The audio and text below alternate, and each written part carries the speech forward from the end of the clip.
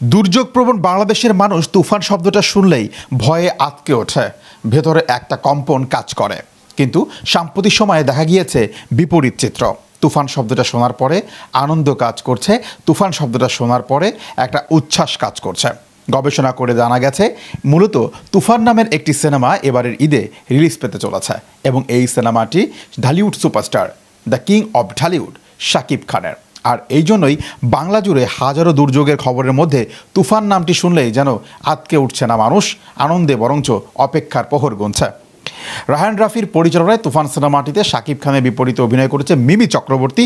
এই পর্যন্ত ঠিক আছে, কিন্তু তুফান সিনেমাটার কয়েকটা ব্যাড দিকও ছিল বা কয়েকটা অসম্ভাবনা সামনে এসেছিল। সেটা হচ্ছে লটারির মাধ্যমে আটকে যেতে পারে তুফান, কিন্তু সবচেয়ে খুশির সংবাদ হচ্ছে এই ব্যাপারটা থেকে আসলে তুফান উতরে গেছে এবং কোনো লটারি না, তুফানকে তুফানের মতো করে রিলিজ দেওয়ার পদ্ধতি বা পরিকল্পনা আসলে বাস্তবায়ন হতে চলেছে।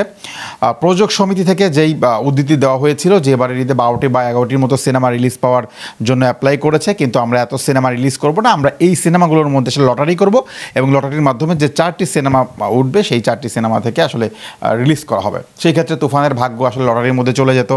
দেখা যাচ্ছে যে ওই 12টি সিনেমার মধ্যে 4টি সিনেমায় তুফানের নামটা উঠলো না, সেই ক্ষেত্রে কিন্তু তুফান সিনেমাটা আসতো না। তুফান সিনেমা না আসলে কি হতো, হল মালিকরা এই সংবাদের পরিপ্রেক্ষিতে, হল মালিকরা এই খবরের পরিপ্রেক্ষিতে সমাজ মাধ্যমে যে প্রতিবাদ করেছেন, সেই প্রতিবাদের কারণে প্রযোজক সমিতি তাদের সিদ্ধান্ত বদলে ফেলেছে এবং তারা বলছে আগের নিয়মেই বাংলা সিনেমা ইন্ডাস্ট্রিতে সিনেমা মুক্তি দেওয়া হবে। হল মালিকগুলো আনন্দে উচ্ছ্বাসিত হতেই পারেন, কারণ অনেকেই আসলে সিনেমা হল নিয়ে আসলে বিচলিত ছিলেন, কোন ব্যবসায় যাবেন। সিনেমা হলকে অনেকে মুদির দোকানও বানিয়ে ফেলেছেন, অনেকে গোডাউন বানিয়ে ফেলেছেন। তো তাদেরকে কিছুটা সময়ের জন্য হলো স্বস্তি দেওয়ার জন্য এবং তাদের ঈদটাকে ঈদে পরিণত করার জন্য শাকিব খানের তুফান সিনেমাটা রিলিজ হচ্ছে এবং শাকিবিয়ান যারা আসলে অনেকটা টেনশনে আছে, শাকিব খানের ভক্তরা এবং বাংলা সিনেমার শুভাকাঙ্ক্ষী যারা আছেন, তাদের জন্য গুড নিউজ যে প্রযোজক সমিতি তাদের সিদ্ধান্ত থেকে সরে এসছে এবং এবারের ঈদে বিনা বাধায় মুক্তি পাচ্ছে ঢালিউড সুপারস্টারের সবচেয়ে বড় প্রজেক্ট। ঠিক এই বছরে তুফান, বলা হচ্ছে যে এই সিনেমাটি পূর্বের সকল রেকর্ডকে ভেঙে চুরে চুরমার করে দেবে এবং তুফানের মতোই কাজ করবে।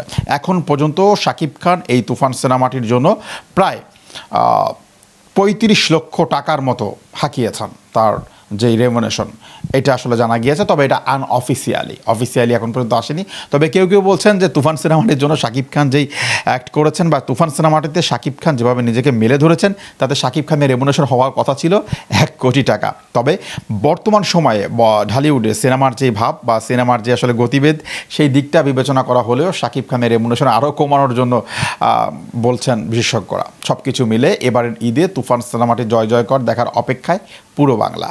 উল্লেখ্য থাকে যে বাংলার বাইরেও ওয়ার্ল্ড ওয়াইড রিলিজ দেওয়ার পরিকল্পনা রয়েছে তুফান টিমের।